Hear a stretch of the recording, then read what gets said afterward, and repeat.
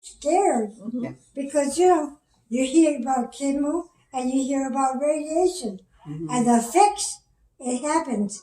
Wow. Up here in your head. My In your girlfriend. third eye. Right there in your third eye. It's in the head. Yeah.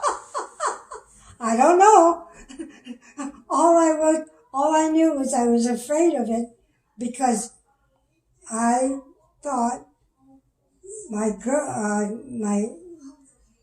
this lady that I knew went to the same church that I went, and she had cancer,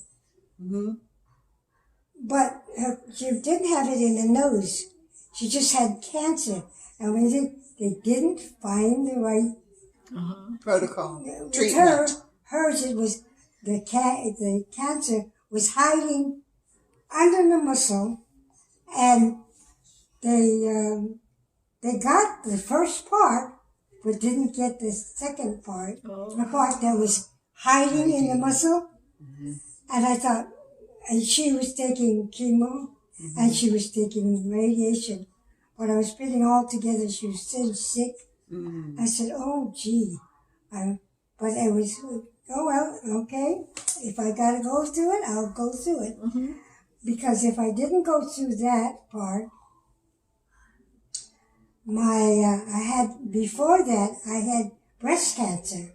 Oh. And they took my whole breast out. And so all that, I had to crawl the wall to exercise. And in order to crawl the wall, it really hurt. So as I crawled up, I was tears all the way up, tears all the way down. It was just terrible. So if I didn't go through that, I don't think I would go through anything else. Because your mind tells you can do it. And if I went through that, I can go through this. Right. That's what I thought. Okay.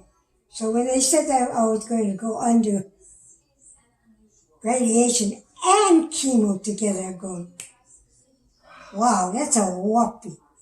And that's what they were feeding. I was quite old. How old was I? I want to say 80s. Anyway, I was it's in my phone. And so, they made this mask. I can't make his phone work. Yes, to hold your head in place. Right in there. And they knew exactly where. Whole thing, whole mask.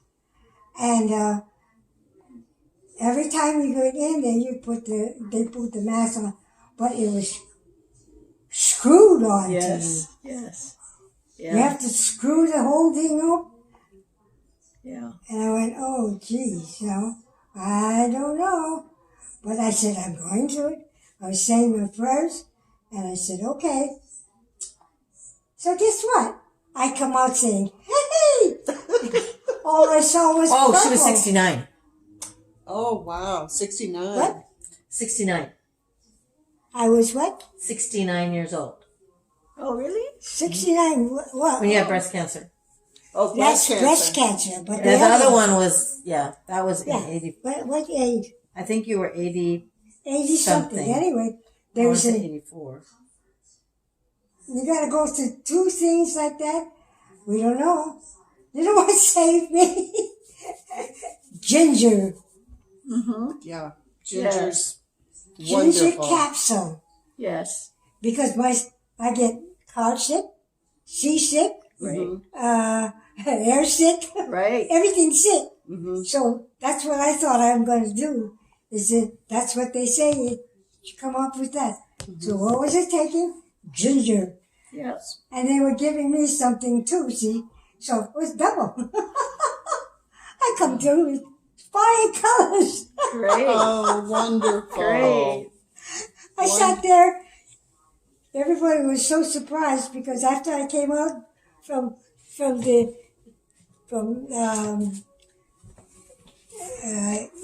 radiation, I said, let's go. And they said, go where? Let's do everything. I want to do everything. And I said, where'd you getting all your energy? That's what I feel like. Energy. Is that mine? Yeah. Oh, okay. Thanks. Yeah. I think. That's all. I'm good. Thank you. Yeah, because everybody's usually tired when they come out. What they do is you have to measure your water, Yes. and I'm supposed to take so much water. Right. And that's what happened to my husband. He hated water. He hated water so badly, and he liked Coke and sodas, and that's what was wrong with him. It's bad for you. Yeah. Oh, He that didn't have sugar. enough water. Yeah. That was his The guilty kidneys pleasure. were really bad. Yeah. And at the end, So I said, okay. I think I take it as a joke, maybe. I don't think so. I felt good. Ginger's wonderful. I would go to the radiation, and right across the street, I walk across the street, and I get my chemo. And you sit there Same and day? take that Same day? same day. Wow. Right after another, one after another. That's what they were saying. That's how it was in China. That's how they were treating the Chinese people. Right. Yeah. And so if it worked there, it should work for me. Yeah. Yeah. But they were very skeptical because of the age. The other one, in China, I think they didn't have as older people did it. And so when Vernon had his, nobody knew about it. Right. Yeah. It was unusual. Yeah. And my time, it took quite a long time to find out that I had cancer in my nose. In Oh, fact, Lisa they were said very- it smelled. You said there's something in your nose, and she said that when she blew her nose, it smelled rancid, Oh. like the bad. With bad my rancid. dad, he said he couldn't sleep because he couldn't breathe. He felt like there was something blocking it. Yeah. Yeah. And that's why he finally went. So and he had it said checked. he had really bad. So for Vernon's treatment, did they operate and cut it out? Did they go No, through chemo? they did the same thing. They did radiation and chemo, but I wasn't there for it, so I don't know whether it was at the same time as yours. I think his No, it was wasn't the separate. same time. I think his Because was that's separate. when I heard about his, I told him about I had was going through it, and I was wondering what it was. Yeah, I don't remember which he did first, but I know he had that mask because he kept it and it was on the wall in that corner bedroom. Yeah. Kara kept it. I don't know what she ever did with it. She was going to do something like paint it. Because it was kind of Kabuki. artsy, yeah. It's a mesh mold of your face. Oh wow. Yeah, it was like the whole head, yeah. Yeah, so it's like a waffle weave kind of thing of your face, and I think there was a hole where they were aiming. That's what they did, yep. Yeah. Did he have a mask too? Yes. But he did really well. I mean, it worked the way they did it. It worked. It worked for her too, yeah. Yeah. That is amazing. They gave it to me, Thank goodness. and I gave it to my granddaughter, and she's an artist, and so she did something to it. I don't know. Yeah, because his eventually fell apart. Oh. Because the plastic will fall apart. Fall apart, okay. Yeah. So if she's It's paper probably, mache or something would be a good way to preserve it. that's true, yeah. Yeah. I don't know I don't remember seeing it recently, There's a so. lot of it though. Yes, both of you. Strong DNA. My And both of father's you too. my father's doctor, that my brother used, the same doctor, said the Your Chong. brother had that too? No, his doctor said the Chong family Oh. has very good DNA. Oh. It's like you get something, you go down, point, you come back up. You get something, down, come back up. Well- The body is very good on healing itself. You Resilient.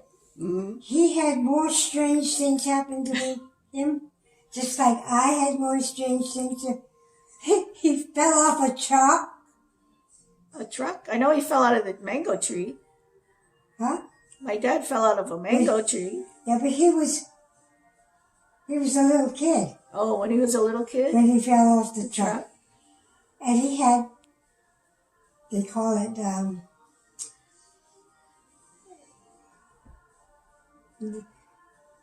the Portuguese lady. My mother took her to the Portuguese lady, and she prayed and treated him with some kind of chanting. It said, it was really funny. I thought, and he thought it was funny too. He said she had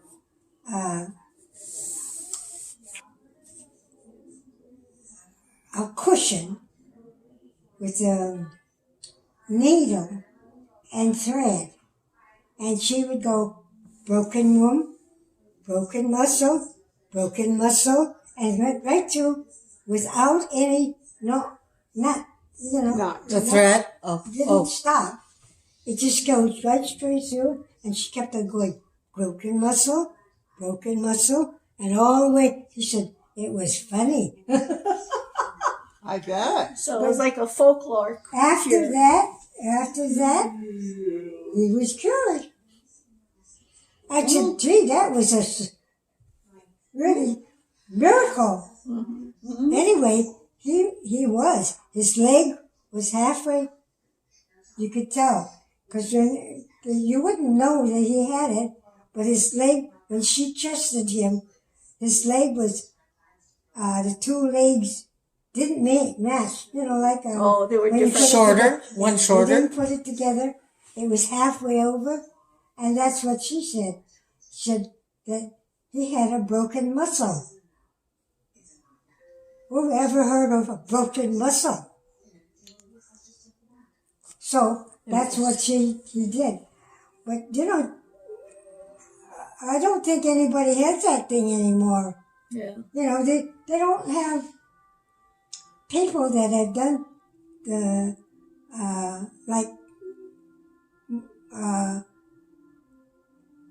Portuguese ladies or any of these things that believe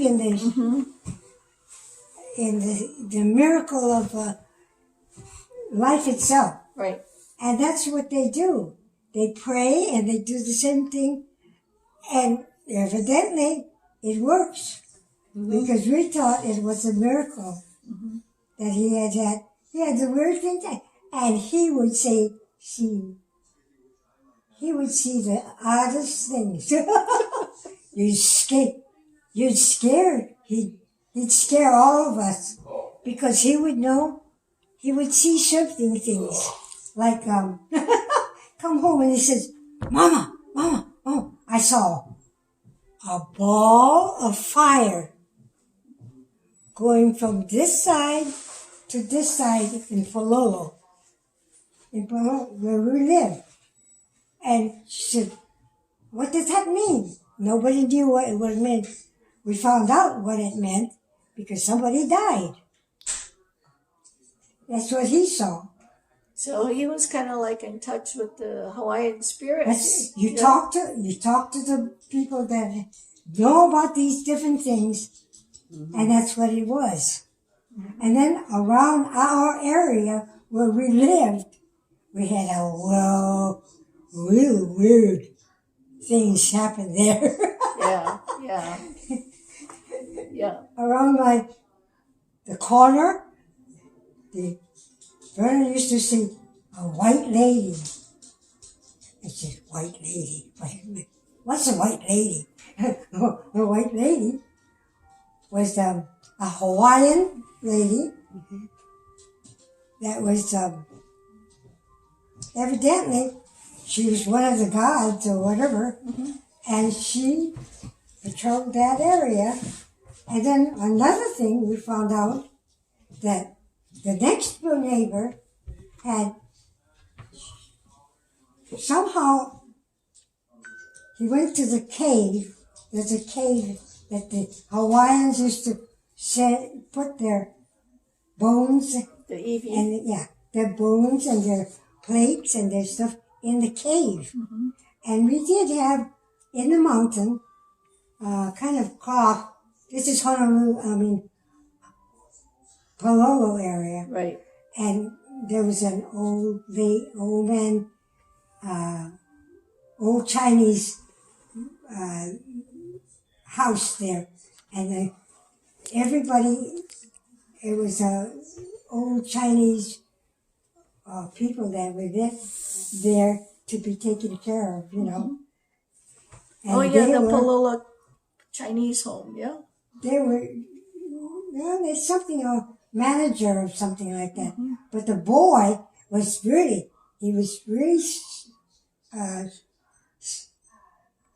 he'd do anything to prove that it was not true. Oh. So what he did was, he saw that we were known and showed not to touch these things, Right. because you get, something happens to you. Right. And he said, no, that's not going to happen to me. So he went and he busted the spools. And a week later, he was cleaning his gun. And what did he do? He shot his leg. He said it was empty. The whole gun was empty. When he was cleaning, he knew for sure there was no bullet in there. And he got shot. And he walks like with a limp. And he said, it's true. Finally, only he had to He be kahunaed himself. It had to be proven. Yeah. That place was very, Sacred.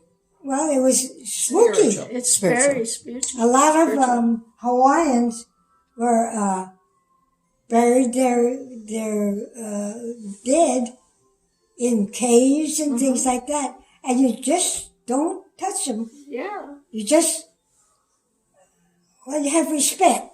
Honor and You respect. don't do anything Right. like that. And he said, "It's true. I won't do it again." Well, it's very interesting that you guys grew up in Palolo Valley, and it's a very spiritual, sacred place to the Hawaiians. And I just found out recently that Olamana, where he chose to live, is also a very spiritual Really? place. Yeah, so there is a connection that your mother acquired by living in Hana and being around all the Hawaiian ladies. You folks have made a bond. Mama came from Hana. Yes. Mm-hmm. When her family came to Hawaii, they went to Hana, I believe, right? But we thought that was Francis Brown's property that we were on. Well, my brother remembers stories that your mom was always talking about the Hawaiian ladies teaching her this, the Hawaiian ladies teaching her that, and Well, that's really strange stuff, time. A real strange stuff. yeah, Really things, all kinds of different things. You may as well not go against it. yes, you have respect for culture. Yeah, you have to be respectful. Whoever believes in what. Yes, We're not going to say it's just not true. yes. Well, even the beach house. The beach house. Popo, my dad's mom, said she'd see people coming from the mountain. Well, I guess there was a graveyard up there, and they'd come down to the water. And she'd say, oh, they're coming back down again. She'd see them. And then there was a Chinese lady who lived next door who said, those people over there throwing parties in your yard all the time. It was the ghosts, the warriors had come down. Oh no, And the night marchers. I don't know if it was. Because that's one of the legends is the night marchers are actually not a good omen to have on your property. But they said she said they'd be having parties in the backyard. Oh, okay. Well, that's War parties. War parties? I don't know, but I always pictured the warriors, and I always thought, and then Sheila and David put a fence around the outside. They didn't like it, and bad things started happening, and so they took it down. Well, the other custom is if you do have night marchers or something like that, you put tea leaf. Oh, yeah, to welcome, I guess, yeah. But anyway, that's an interesting thing because I kind of feel like a little bit of a connection, with the mana, and when my husband and I moved into our house in Kaneohe, our neighbor on one side said, well, welcome to the neighborhood. And, after you get to know each other a little bit, she said, since you moved into the house, I haven't heard the night marchers. And I went, you heard night marchers? The horn. Yeah, and so she said, "Oh, it's great that you're here because now I don't hear them." You brought good spirits. We brought good karma, mana to the place. Yeah, because there was a Caucasian couple that was living there before us, and and she was Japanese. So it was like, oh, good, I'm glad. Well, then what happened to Craig? Remember when Craig brought the black sand, put it under his bed? Oh yeah, I remember some story. Yeah. Craig. These are good stories. He was young, quite young, and I think that he'd get up at 12 o'clock, 1 o'clock, and 12 o'clock, something like that, and he'd cry, and he'd just cry. A long time he'd cry and cry and cry. And they wanted to know what's wrong. So they went to the, I think a Portuguese lady, and she told him that they had brought home rocks, the lava rocks, and you know they don't take that stuff. Okay, they brought home from the Big Island volcano. Oh. Mm-hmm. And it's hidden in a closet, very, very deep. Nobody remembers about it. And they did have it out there. And that they had to take that back. And not only Craig's side, everybody that had that, there's a lot of people that brought home that, and they had, something was happening to them too. So they had a airplane take all the rocks, all the lava back to the base. Mm-hmm. And he never did do any more. He never cried anymore. He never did. Didn't he end up with asthma after that, though? Yeah, but he used to also say things in Hawaiian. And he was only a little kid, a little baby, and nobody knew what he was talking about. And it was hard. He doesn't know Hawaiian, but he was doing that. Yeah. It was all the strangest things. So it happened a lot of things. That's why there's stories, and that's why they say you shouldn't do certain things. Well, people didn't understand. In fact, when it happens, you don't have an explanation to it, so you just go along with it because you don't have an explanation, but you don't say it didn't happen.